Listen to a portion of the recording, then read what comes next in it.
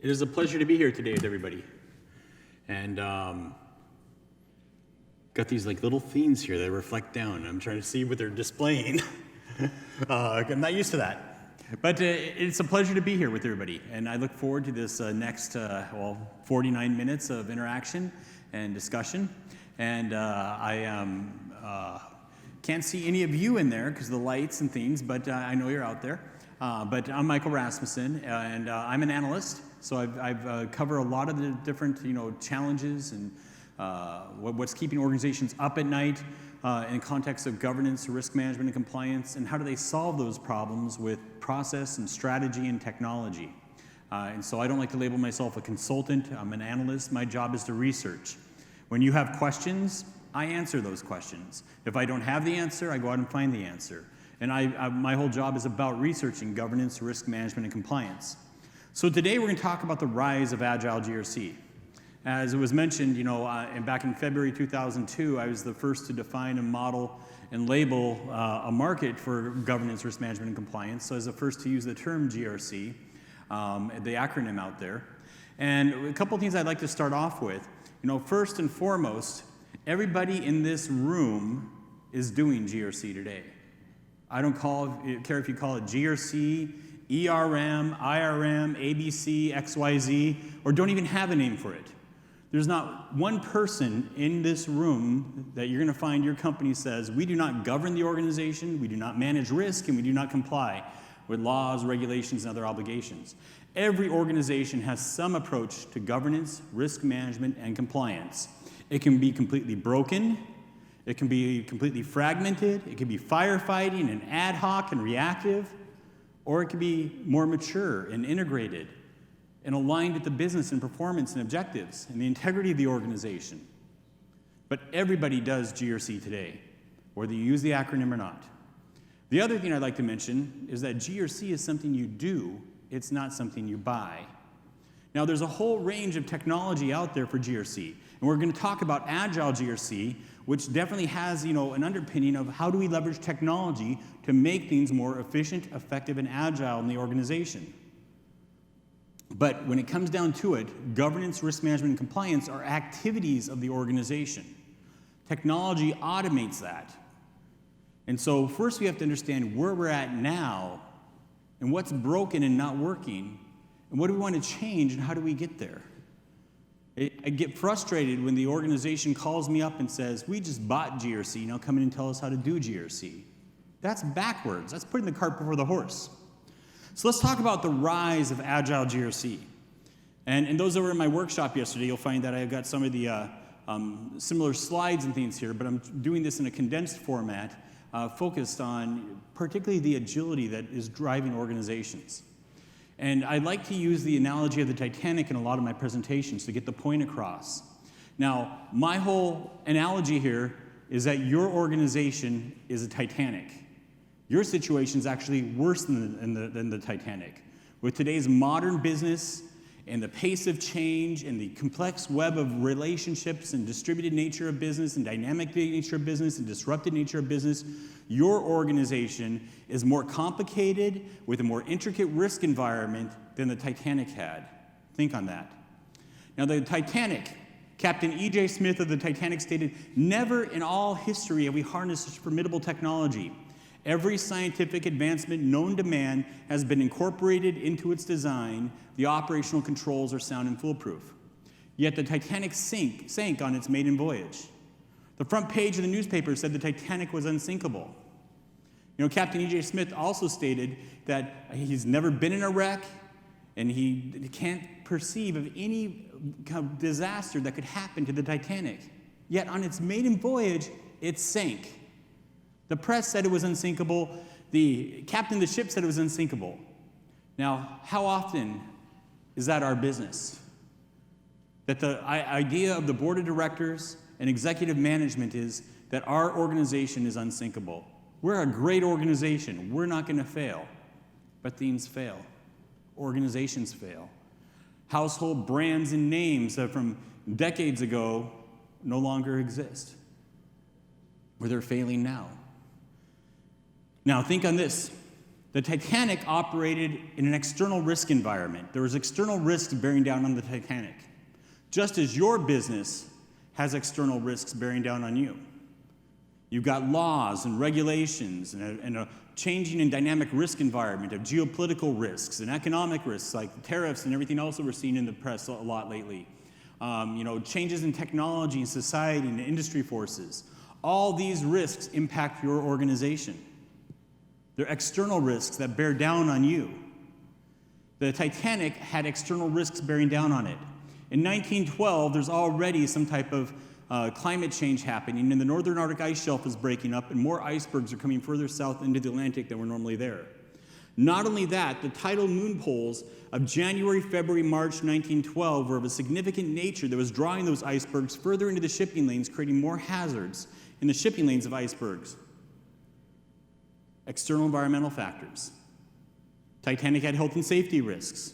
Many of your organizations have health and safety risks, particularly if you're in petroleum or mining or retail or manufacturing, lots of health and safety risks. Hospitality, lots of health and safety risks. Now, in that context, the Titanic did not have the proper number of life preservers and lifeboats for the number of passengers on board. The ship did not sink quickly, but they had nowhere to go. There wasn't the proper amount of safety equipment. They also tell us that the size of the rudder and propeller were massively undersized for the size of the ship, and it was not as navigable in the waters as it should have been. How often are we taking on too much risk and we don't have the proper capital reserves in place to sustain the organization should we be exposed to that risk and events start happening? We experience loss. Third-party risks. Vendors, suppliers, outsourcers, service providers, contractors, consultants, brokers, agents, dealers, intermediaries. Your typical organization in the room, it could very well be that half of your insiders are no longer employees, but they're third parties. They're the vendors and suppliers and consultants and temporary workers. The organization has been re-engineered and outsourced so much, we have a wide range of third-party relationships. The Titanic had third-party issues. The iron ore that was used in the rivets to hold the various seams of the ship together was of a brittle and inferior quality. And when it hit the iceberg, the seams of the ship ripped wide open and the ocean waters flooded in. Third-party risks. And now our third parties could be the microwave in the break room that's connected to the internet for some reason. And that could be our next exposure. Third parties. The Titanic had oversight functions. We talk about the 3 lines of defense. The third line being the audit and assurance function. Some of you are in the room are from that function.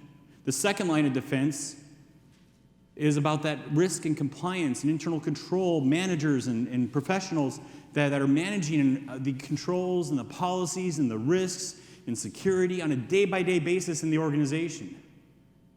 The second line of defense. Now, what's probably minimal in this room is the first line of defense. That the front-line employees, and we'll talk a lot about that today. But the Titanic had that second line of defense. People that had oversight operations of the Titanic to make sure that it could avoid hazards. In fact, the Titanic was getting warnings from other ships, telegraphs saying, icebergs are in the area, beware. One of the responses back from the Titanic was, shut up, we're tired of hearing about it. Can you imagine that? GDPR, shut up, we're tired of hearing about it. CCPA, shut up, we're tired of hearing about it. Ignorance at the second line of defense. Not only that, the Titanic had high-tech technology to scan the oceans for hazards like icebergs. Back in 1912, that technology was called binoculars. The crew member that had the key to the cabinet was assigned duty to another ship and took the keys with them, and the binoculars were locked away and they couldn't access them.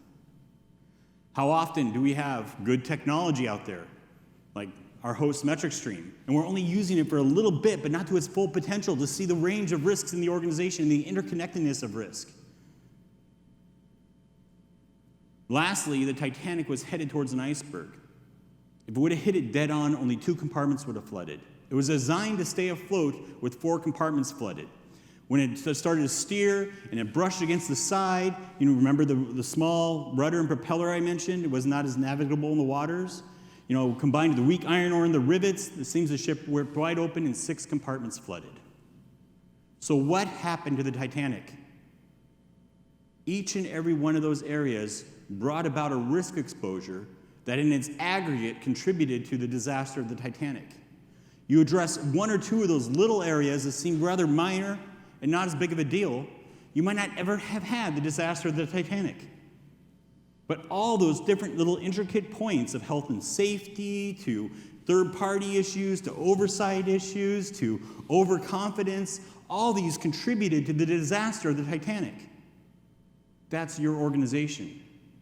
But your organization is in a much worse position because we have got such complexity in our operations and processes where things can go wrong. Technology adds significant amounts to this complexity. Third-party relationships, we have thousands of third-party relationships in a lot of organizations. Add to this complexity. Mergers and acquisitions, the dynamic and fast-paced nature of business makes your position much worse than the Titanic. And if you're not monitoring things, if you're not agile in monitoring things are going to fail and break. And therefore, we need governance, risk, and compliance processes that are highly agile in the organization because we have a dynamic business environment. Changing laws, rules, regulations, enforcement actions, notices of proposed rulemaking. We have to keep up with that.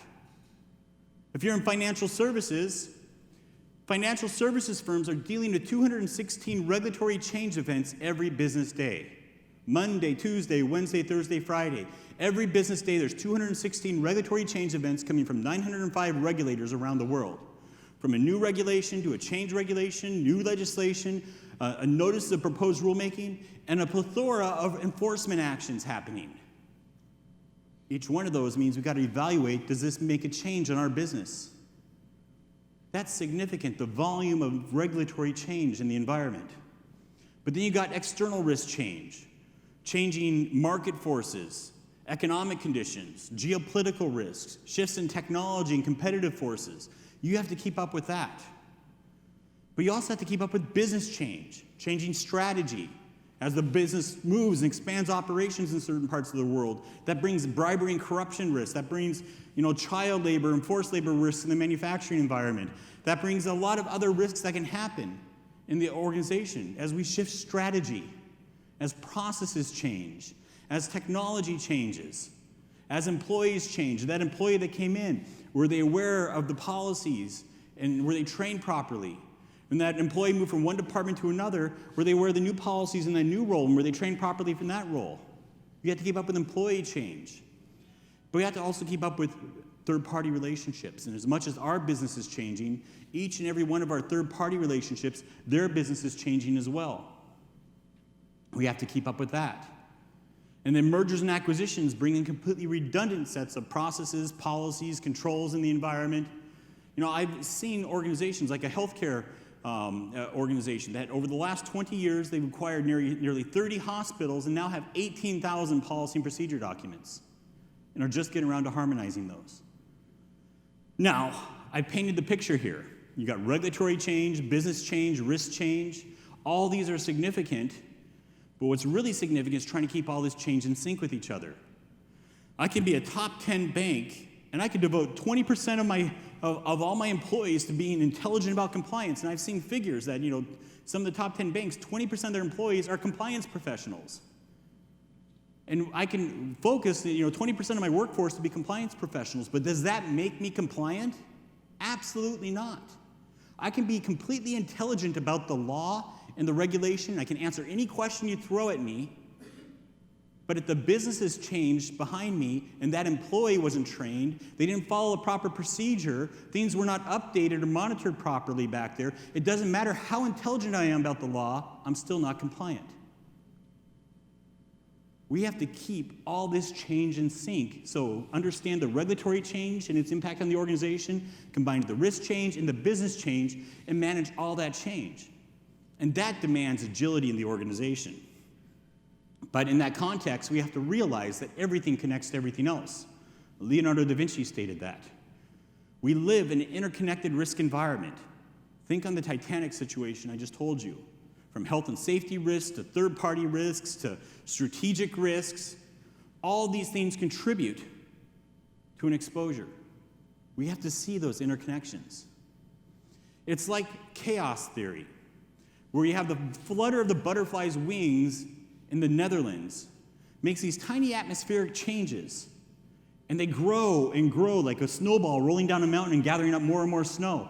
In this case, it's the force of the butterfly's wings creating something small that combines with other forces and keeps growing, that influences the development and path of a hurricane in the Gulf of Mexico. Those little things matter. Those end-user computing controls in the environment, that health and safety issue, all those little things matter, just like on the Titanic. And what might seem minor could actually be a very big issue in the organization. And when we talk about agility, if you're trying to manage governance, risk, and compliance processes and documents, spreadsheets, and emails, you certainly are not agile. I can think of a large organization. They're managing their compliance processes in documents, spreadsheets, and emails. And at the end of the year, they would produce a report for the board of directors every year. I'm just talking about one report. There's many other reports compliance does, but one report for the board of directors on compliance. And they'd have to go through all these thousands of documents, spreadsheets, and emails being used for compliance. It took them 200 FTE hours. One employee, average work week of 40 hours a week, 5 weeks of work to build one report for the board of directors on compliance. That's not agile. It is not agile. On top of that, that was one report being happened once a year. What happens during the full 12 months? We don't have a report. How do we know that there's a rise in incidents and issues on harassment or discrimination or IT security or privacy or health and safety? If we don't have insight into the trends and metrics that are happening in the business, and we're just waiting for one end-of-year report to spend 200 hours to try to build that, we're not agile. And things are happening, and there's exposures in the business we're not aware of, and things are failing. And we have to do something about that. It now takes that same organization less than a minute, because they've implemented Agile GRC technology, to be able to get away from manual processes. I can think of a mid-size bank that I worked on their RFP with them. They did an internal study of their risk, compliance, and audit resources and found out that 80% of their risk, compliance, and audit security resources was nothing more than document reconcilers. 80% of their staff time in those departments was just spent trying to reconcile documents. That's wrong. They wanted to flip that on their head, where 20% of our time is any type of reconciliation, 80% is actually managing risk, compliance, and controls. So we need to do something about that. On top of that, documents, spreadsheets, and emails don't have the proper audit trail and system of record to defend yourself in court or with the regulators. And the regulators are cracking down. I was talking to one MetricStream client a while back, a bank, and they told me that they went to a GRC strategy for technology because the Federal Reserve had come in and said, you're not going to pass your next regulatory exam if you continue to manage compliance in documents, spreadsheets, and emails. We want a complete system of record. What was assessed on what date and time? Who assessed it? If somebody came back 2 weeks later and changed some answers, who changed those answers and what was changed? Date, timestamp. Documents, spreadsheets, and emails do not get you that. And more the regulators are picking up on that. Opposing counsel and lawsuits are picking up on that. And you need a defensible system of record to defend the organization now. Documents, spreadsheets, and emails. I can go on and on about that. So the organization today is very much like the guy riding a bike on the high wire juggling. You got all these things happening. And they're telling me, organizations are telling me that they can't get a good view into different interrelationships of risk and compliance and controls. It's taking too much time to report. But what's adding to this is a lot of the first generation GRC technologies. You know, some of them haven't really addressed the need for agility. And we're seeing more and more that organizations are looking for, you know, that next generation of GRC technology, like what MetricStream M7 is delivering, and building out that whole modern user interface to be able to engage all three lines of defense, not just the back office of GRC, but also the front office, and front lines on policies and things like that, and be able to do so in an agile way that is quick to implement and has a lower total cost of ownership. Because organizations are telling me that they need to be able to see the tree as well as the forest. That individual risk as well as the interconnectedness of risks and controls. And I've been challenged on this slide by a couple top banks out there in some of my workshops. And they said, this is true, but it's not accurate enough. Because the real world picture is we need to see the leaf on the branch on the tree, and the tree is part of the forest. It's not just about the tree and the forest, it's about the leaf and the branches too. Those little things matter. The flutter of the butterfly's wings, the leaf on the tree, and be able to see those intricate relationships and interconnectedness of risk becomes very important. So we're shifting right now. GRC is in significant transition from the past, where a lot of custom build-outs that took 2 years to build out, and technology that was extremely expensive to own and maintain, that was more about the back office of GRC and little interaction on the front office and front lines of the organization. Things are changing. The organization is focusing on not only being able to manage the second and third lines of defense, but being able to use GRC technology to engage the front lines of the organization, the first line of defense. To engage the teller at the bank, the doctor or nurse at the hospital, the call center at the hospital, the insurance agent out there in the field, to engage them on policies and controls and reporting issues. That's part of the future, is engaging all three lines of defense.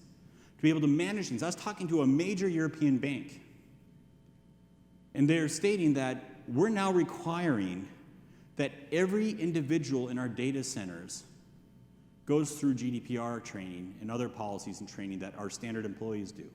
And if you look at the data center of a major bank like this, the vast majority of the individuals in those data centers are not employees. They are third parties, outsourcers and service providers and contractors and temporary workers and consultants. The majority of people in those banks' data centers were not employees. And they're requiring that each and every one of those individuals, not just at a relationship level, not just the tree level, but the branch and the leaves of the branches, down to the individual level within those third-party relationships, have to go through and acknowledge the same policies and go through the same training that their employees do. That's significant. That's the future. Being able to have agile solutions that can engage not only my employees, but also the third parties that are interacting on my systems. We're also seeing a volume of growing regulations for the future. And one area is focusing on accountability over responsibility, where individuals have accountability for GRC, not just responsibility. I'm seeing this significantly in the United Kingdom. I'm buried with interactions in the United Kingdom right now. I'm going over to London this Thursday. We'll be in London the 6th through the 16th. And right now, the Financial Conduct Authority, the FCA, has the UK senior managers and certification regime. It's already been rolled out to the 200 largest, financial services firms, but it's going out to 58,000 firms. By December 2019, there's a compliance deadline. 58,000 firms operating in the United Kingdom that are governed by the FCA. And what it does is it puts accountability for governance, risk, and compliance. I'm a huge J.R. Tolkien fan. And so I have a whole blog out there that the UK senior managers regime is like the one ring in Lord of the Rings. You have the one ring to rule them all, one ring to find them, one ring in the darkness bind them. And I've said the UK senior managers regime is the Uber regulation. It's the regulation to go out there and find all other regulations and enforce them in its enforcement, because it puts accountability on senior managers, directors, and executives of the financial services firms. If there is lack of due diligence, or if there's any type of negligence in compliance, controls, risk management. I was talking to a top 10 bank that has a senior manager responsible for third-party risk. And in the UK senior managers regime, he's assigned accountability there. If there is lack of due diligence or if there's negligence in monitoring and managing risk and compliance controls, that senior manager can be fined or go to jail. Barclays' CEO last year was fined £640,000 for a whistleblower infraction that he personally had to pay and the bank could not reimburse him. That's significant. That's the regulation to enforce all other regulations. And I bring that up here for accountability because it's just not the United Kingdom. Australia's BEAR regulation, Banking Executive Accountability Regulation, was modeled after UK SMR. You got regulation going through Hong Kong, Singapore, Japan, Ireland, and now I've heard Spain, but haven't validated that, all focused on the UK senior manager regime requirements in those countries.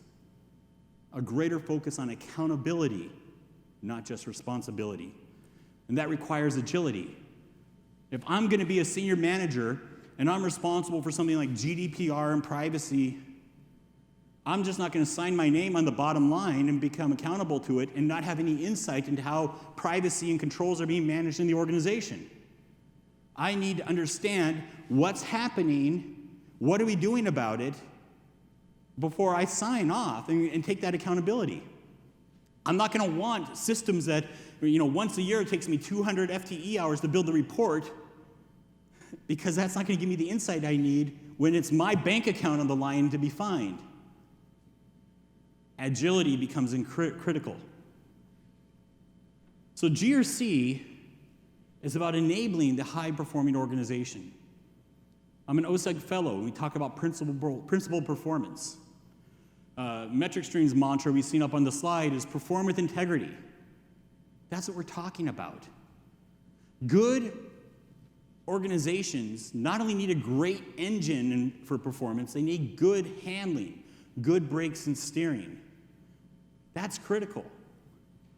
If you have a high-performing car, you don't want just a great engine in it and lousy brakes and steering, you're going to end up dead. You want good handling to keep the car on the road to be high-performing. And so that's important. The definition of GRC that's found in the OSEG GRC capability model, which is the only publicly vetted standard on GRC out there, defines GRC as the capability to reliably achieve objectives. That's the governance function. While addressing uncertainty, that's risk management. And act with integrity, that's compliance. GRC is a capability to reliably achieve objectives while addressing uncertainty and act with integrity. And that's what we need to do in the organization. These three pillars, form the foundation of the organization, and they all work together. We have the reliable achievement of objectives. We can't do a risk assessment unless we know what we're going to assess against. In fact, the ISO 31000 definition of risk says that risk is the effect of uncertainty on objectives. We have to understand the objectives, whether they're strategic objectives, entity-level objectives, department objectives, process objectives, to be able to do a risk assessment within. We can do our risk assessment and come up with all these mitigating controls and risk plans and risk treatment and everything, and it does nothing if we don't have compliance on the follow-through to ensure that the risk treatment is followed, that those controls are implemented and they're operational. Governance, risk, and compliance depend upon each other. They're like three legs to a stool. You kick out one of the legs, the stool's not stable anymore. You need all three for it to work in the organization. And so, organizations are realizing that we need to be able to harmonize and build out GRC management GRC management structures across the organization. Now, I have the term harmonize on here, but I actually like the word orchestration more, because there's also proper tension between these roles too. A good piece of classical music just doesn't have harmony. It's also got tension and resolution, because the organization in this risk environment that we operate in, things are going to happen. And somebody needs to raise a flag and say, hey, we got an issue here. And some people might not like people raising the flags, but it has to happen. And so while there's great pieces of harmony that can happen in the organization, there also needs to be the themes in there to deal with tension and resolution as well. We need to work together out of the same playbook so we can start becoming agile with our GRC processes in the organization. This means we build out a GRC management strategy from the top down. and understand all the different departments of risk and compliance. I have never met a chief compliance officer that is truly responsible for all of compliance. The chief ethics and compliance officer is typically responsible for code of conduct, anti-bribery and corruption, antitrust, things like that. But then you've got HR compliance, harassment, discrimination, working hours, wage and hour. You've got IT compliance. You got privacy compliance. You got environmental compliance. You got Sarbanes-Oxley and the accounting and finance compliance. You got health and safety compliance and quality compliance. And all those same departments have risks as well. They're all departments of risk. Where are all the different areas of risk and risk exposure and compliance activities in the organization? How can you start working together and build out agile GRC processes to be able to manage and document incidents and issues across the organization, to be able to document and manage risks and controls? You know, I laugh at so many ERM programs I see out there because organizations take this enterprise view of risk and they try to do that, but they fail to understand that that means we also have to have an enterprise view of controls. So the internal control department, which is focused on internal controls or financial reporting, if it's not taking a broad view of operational controls that maps up to the broad view of enterprise risks, you're bound for failure. You've got to have an enterprise view of risks, an enterprise view of controls to mitigate those risks, policies in the organization, incidents and issues, which is where risk is materialized. You got to start taking enterprise views across departments to be able to see all these relationships and things. And so you need consistent processes where these different departments can work together, and also to deliver on that, a common information technology architecture to be agile. We need to be able to bring GRC to the front lines of the organization. The coal miner in the coal mine is making risk and compliance decisions every day, particularly environmental, health and safety risks. The teller at the bank is making risk and compliance decisions every day. Fraud, money laundering.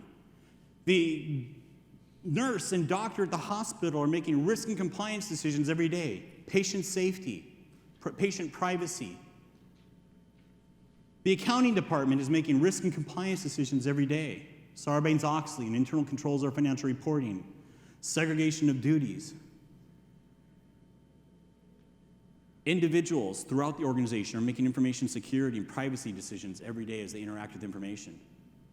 We need to engage the front lines of the organization in GRC. Agile GRC is not just about the back office, it's about the front office and being able to build out those intuitive user interfaces and experiences. You know, I did one of the OSEC GRC illustrations. I did the design and artwork on it back in 2014 on engaging employees and policies. I get interactions every month from organizations saying, who's delivering this? We want it. To date, there's only a few organizations, solution providers that are starting to deliver it.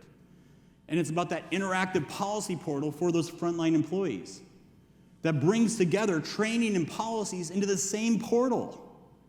Every month, I'm getting an inquiry from organizations who want to know that they're stating, our users, particularly the millennial generation, but all of our users, they go out to Facebook, they can watch a YouTube video in Facebook. They don't have to bounce out to YouTube to watch the video.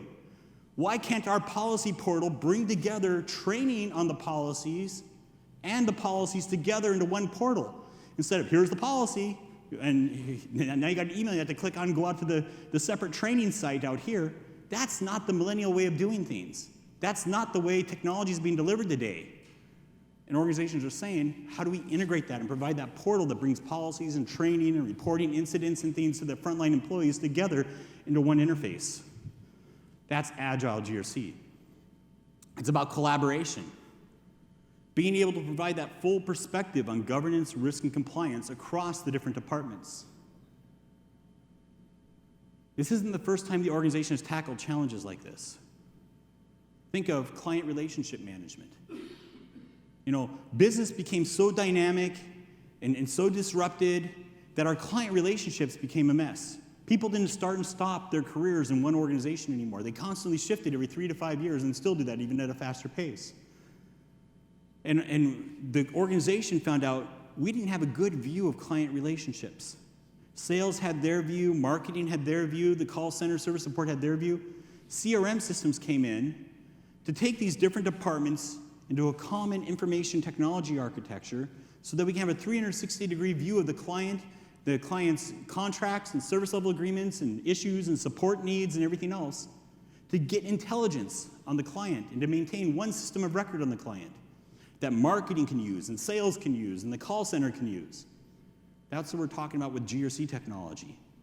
Being able to leverage a common information technology architecture that risk management can use and compliance can use and IT security can use and audit can use and other groups, to be able to provide that collaboration, insight, and intelligence. It's about operationalization. Agile GRC technologies aren't standalone technologies. For one thing, there's not one platform on the market that does everything GRC. There's specialized systems out there for things like commodity risks and things like that, credit risk. And you need to be able to connect and integrate those specialty systems. You need to integrate with HR systems and ERP systems and share information. When we're managing those third parties and gathering information on those third parties through assessments and questionnaires and onboarding, how can we sync the master data records on the supplier vendor bank account information and contact information with the ERP systems? I can think of a major life sciences firm. When they want to know the master employee records of who all the employee list, the master employee list of the pharmaceutical company, they don't go to the HR systems. They go to the GRC system that has the policies in it. Because they have 7 different HR systems across the life sciences firm. But the GRC system with its policy management connects to each of those 7 HR systems every night and integrates with them to find out who are the new employees we need to send policies to. Who are the employees that changed from one department to another department? Sally just moved from sales to accounting. She needs to be aware of the accounting policies in that role. And they ship them out overnight. And so there's only one master employee list in the entire life sciences firm, and that is in the policy section of the GRC system. It's not in the HR systems because it's fragmented.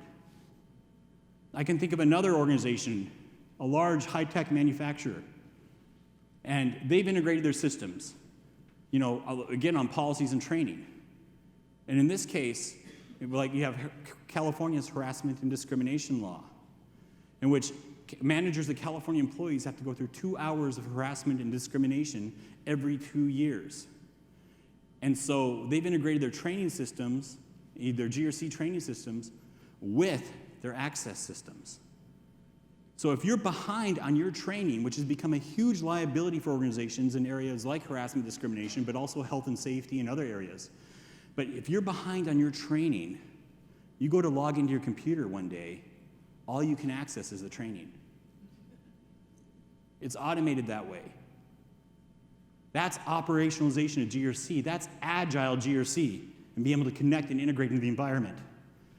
It's about agile intelligence, integrating actionable, intelligent content and being able to provide that 360-degree view. It gets frustrating when I cover solutions in the market because there's so many very narrow-focused solutions, like in third-party management, the vendor-supplier area. There's solutions for IT security. There's solutions for, financial background of companies, politically exposed persons, reputation and brand lists, watch lists and sanction lists. Over and over again, all these different little narrow splices of solutions that you can use for your organization. We need intelligence that puts all that together. If I'm just monitoring those third-party relationships around one set of actionable information, it might not rise as an issue. But if I saw that they have negative news and issues there, they might have a politically exposed person there, they've got some financial background issues or an IT security issues, in aggregate, that might be a bigger risk that I'm willing to accept.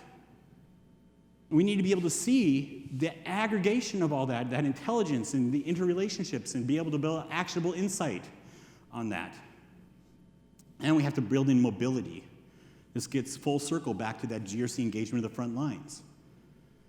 How do we deliver mobile interfaces on policies and training and issues and assessments to the organization, the front lines? I was sitting next to an American Airlines pilot on a flight from Atlanta to Houston a couple weeks ago. He was coming home, so he wasn't flying the plane. He was just sitting back in economy with me. And he was actually on his iPad going through harassment, discrimination, and code of conduct training right there on his iPad. I've interacted with retail firms and hospitality firms that are looking for how do we take tablet devices and make them mobile policy and training kiosks. Our employees don't have computers. So how can we have a tablet that is the policy and training kiosk when they go through the policies and go through the training, do their attestations, and then hand it off to the next employee? How can we use mobile devices like smartphones to report issues and incidents, whether anonymously or not? How can we engage the front lines of operational management to capture all the management reports on issues in the organization? Because a lot of employees report to management. And if they're reporting issues of harassment and discrimination and fraud or whatever it might be, and things aren't being documented and followed up on, and there's an investigation by a regulator or opposing counsel in a lawsuit or whoever it might be, that's going to be all big issues that are going to harm the organization. We need to capture management reports. How are they capturing that information? How is it being filtered in the organization? How can we use tablet devices to do audits and assessments out there, like branch audits and in financial services, retail store audits? Mobility is critical. And we need to be able to use Agile GRC type technologies to take in distributed and disconnected data points, understand the relationships and things like just the third-party risks I was just referencing, all those different angles of a third-party relationship, understand those relationships and build out action items and decisions from that. That we have an integrated information architecture, that we can understand what are our objectives, strategic entity-level objectives, department objectives, process objectives. What are the risks to those objectives? We have to have context for a risk assessment. Remember, the ISO 31000 definition of risk is the effect of uncertainty on objectives. If we're going to do an assessment, we have to understand the relationship of risk to objectives. What about controls? Controls are put in place so that we can reliably achieve objectives. We have controls in place so that we can have consistent behavior and processes and transactions in the organization. If we didn't have manufacturing controls, health and safety controls, accounting and finance controls, quality controls, the organization would be a mess. We have controls to reliably achieve objectives. What are the control objectives? We also have controls to mitigate risk. When you make a risk decision, when you have a risk, you have 4 options before you on that risk. You can accept the risk as it is. You can avoid the risk by making a decision where there's no longer a risk if that can happen. You can transfer the risk, like through insurance and hedging, or the one we most often focus on is mitigate the risk. How do you mitigate the risk? You put controls in place to mitigate the risk. You have inherent risk, you implement controls, you have residual risk. Have we mapped our controls to our risk? Issues, incidents, and investigations might be an area where we're going to miss our objectives. They are risk that's materialized. If we're doing a risk assessment and we're measuring things like likelihood and impact, are we just guessing? Or are we actually going through to some objective information to say in the organization or even in my industry, here's the history of risk events and their impact on the organization, and actually putting meaningful information to our risk assessments because we've linked our issues to our risks. Issues might indicate where controls are failing or missing. Roles, you have risk owners and control owners and subject matter experts on risks. Policies help us reliably achieve objectives. They define behavior for individuals, for processes, for transactions, for relationships. If we did not have policies, the organization would be a mess. But most organizations don't even know what policies they have. I was keynoting at a conference like this, and there's a couple hundred people in the room, and I asked the room, how many people have a master index of all your policies? If it's an official policy across corporate compliance, legal, HR, IT, accounting, do you have a master index of all of your corporate policies? 200 people in the room, 2 people raise their hand. Why? Why not many more? Policies are critical documents. These are governance documents. In fact, Starbucks calls their policy management program their governance documents program. Suncor Energies in Canada calls their policy management program their governance documents program. Policies help us reliably achieve objectives. So they're governance documents, but they're also risk documents. Policies, the very fact that we have a policy means somebody's identified a risk.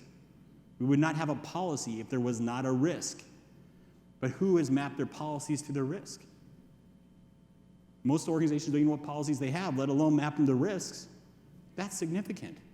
Then you have issues of rogue policies.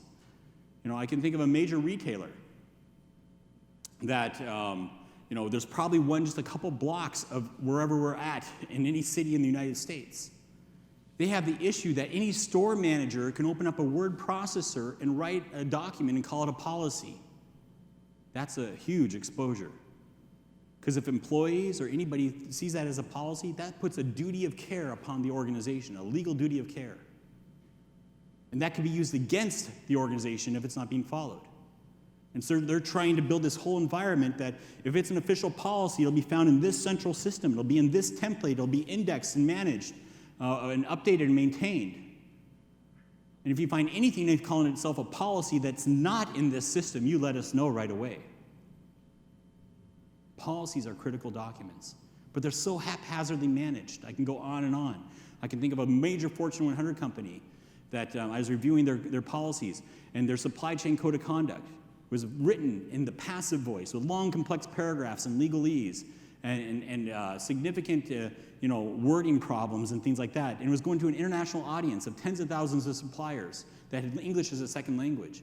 And what really, really frustrated me was the first paragraph says company believes, the second paragraph says company strongly believes.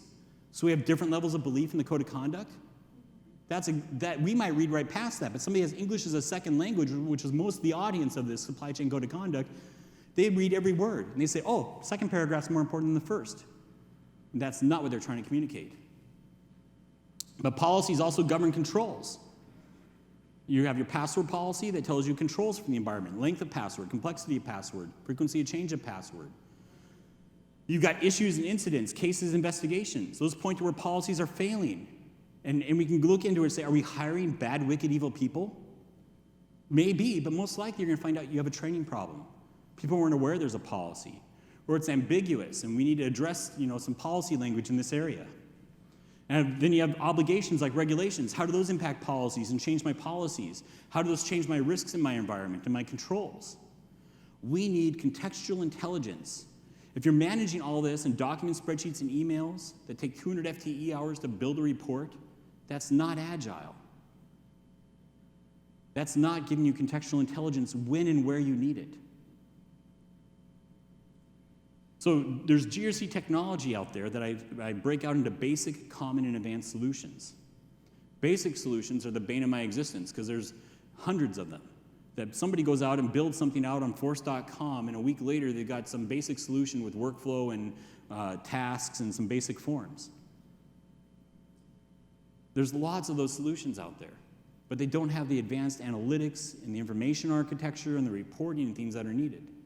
That's what common solutions deliver, and advanced solutions build on top of that to build great user interfaces and experiences and to be able to engage employees and have strong mobility. Some dimensions of Agile GRC to think about is the usability. Is a solution usable for the back office of GRC? Does it have the right depth and analytics and capabilities to satisfy the back office functions of risk, compliance, and audit and security? But also, is it usable by the front lines of the organization? Or whatever's presented to the front lines, does it A, look dated, like it was written 10 years ago? Does it provide an engaging user experience that's relevant for the front lines, that hides all the complexity of the back office away from them? Usability is critical. Then, what's the cost of ownership? How long does it take to implement? What's the cost of maintaining it? I get organizations that are very frustrated with some GRC solutions that they want a change request and they have to hire a certified expert and take 6 months later before this small change is done. There's a LinkedIn post from last August that's out on LinkedIn. And it's not talking about MetricStream, but one of their major competitors. And in this LinkedIn post, it describes this major competitor to MetricStream to the lyrics of the song Hotel California, that you can't get out. That after $500,000 in software license, after $2 million in implementation, 3 years later, they're just getting some basic functionality out of it. We need Agile GRC solutions that have a lower total cost of ownership and aren't about all this customization, but about being able to configure the application, not customize and code it. That's something where M7 has been focusing, is moving away from customization to configuration and being able to be configurable and have a lower cost of ownership. But a solution also has to be scalable. We can have a great user experience that's great for the users, but does it have the right depth? Can it satisfy the needs of a top 10 bank or a Fortune 100 company and its complex operations and distributed business and different lines of business? Yeah, and so a lot of the solutions out there in the market, they might be good for a small to mid-sized organization, and they might have that great user interface and experience. But when it comes to a large organization, you also need that scalability that can match the complex needs of the large organization while still delivering the ease of use and usability, and be able to be adaptable in the organization as well. So some steps to building your GRC journey. Sometimes you have to work with them, which is frustrating. But my advice, work around them. If one group is saying, we don't want to be part of this, great, you do your own thing. The other 6 departments here, we're going to work together. We'll come back to you in a year. But is your team ready? You have the right vision and mission statement for GRC and strategy going forward. From there, select the right tool for the job. You don't want to all of a sudden rip and replace 2 years into your GRC strategy because you selected the wrong tool. I can think of a sports apparel manufacturer. I helped them with their RFP a couple years ago. And at the last minute, again, it's not our host, it's one of their other major competitors, they came in and said, we'll give you the license because of all your other software licenses you have with us and our other products. You can pay for the implementation. 2 years later, they're now looking at going back to the RFP because it's been a massive project that has gotten nowhere and everything's been custom build out and it's not gotten anywhere. Select the right tool for the job. But you also have the opposite problem where this tool looks great for my immediate department needs. Maybe it's IT security, but that's all it was built for. But my strategy is I want to incorporate all these other roles and departments over the next 3 years. If I start building on that tool that doesn't have any experience in these other areas and can't give me client references in those other areas, it might be another place of failing. Select the right tool for the job. And then take your journey in stages. Understand where you're going, and don't try to boil the ocean. Don't try to climb Mount Everest in a single sprint. That's not going to happen, particularly this year. With all the crowdedness and loss of life on Mount Everest, you have to break it up into stages that make sense, logical sense for the organization, and claim those victories at each stage. But then understand that this is a continuous journey. You're going to go on this journey of GRC, and in one respect, it's never going to end, because there's new regulations and risks and world events and things that happen. There's mergers and acquisitions and things that disrupt, and you have to integrate all these other processes and systems. So be prepared for an ongoing, evolving journey. Now, if we will focus on Agile GRC and start getting all these things delivered together, we should deliver the ability to provide 360-degree contextual intelligence in GRC that makes us more aware of the interconnectedness and interrelationships of risks in the environment across different departments. It allows those different departments to align to respond to those risks and be more responsive, which makes us more agile in our environment while being more resilient to exposure and lean and efficient in our use of resources. So with that, I know I'm past the time for Q&A. I'm here through Wednesday. I'm happy to answer any questions you have now. I think we're in the break time, or maybe there's another session coming. But I know I'm over time. I'm happy to answer questions anybody might have now, but also you can stop me too, in the halls or at dinner or wherever.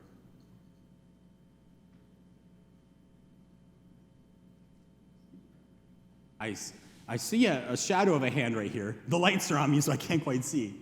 Speak up, please. Thank you. Mr. Rasmussen, I hope I pronounced your name correctly. You mentioned the UK senior management responsibility regime. Yes, UK senior managers and certification regime. Right, and I'd like to make a point about the difference between accountability and responsibility, right? But what we find is that accountability without authority and resources, it just doesn't work, right? So if you find yourself in that situation as a manager, senior manager, what should be your strategy to make sure you have the resources and the authority to, I guess, give legs to your accountability? Mm-hmm. Well, I mean, it's going to have to come down to a clear business case that says, here's our exposure and the potential costs for fines and issues in this area. And, you know, if I'm actually being regulated by the UK senior managers regime, I'm going to want to make sure I have those resources, or I'm not going to be accepting that job or that responsibility, first off. Now, in the US, we don't quite have that same exposure right now at that level, but it could be coming this way. But if I was in the UK, and actually I was talking to an executive at one major financial services firm in the asset management space, brokerage or investment space, and that executive actually recently moved to New York from London because he didn't want to be exposed to liability over in the United Kingdom. So he took responsibilities over here in the United States in a major financial services firm because of the UK senior managers regime. But if I have that exposure to accountability, I'm going to want to make sure I have the budget and things. Other questions?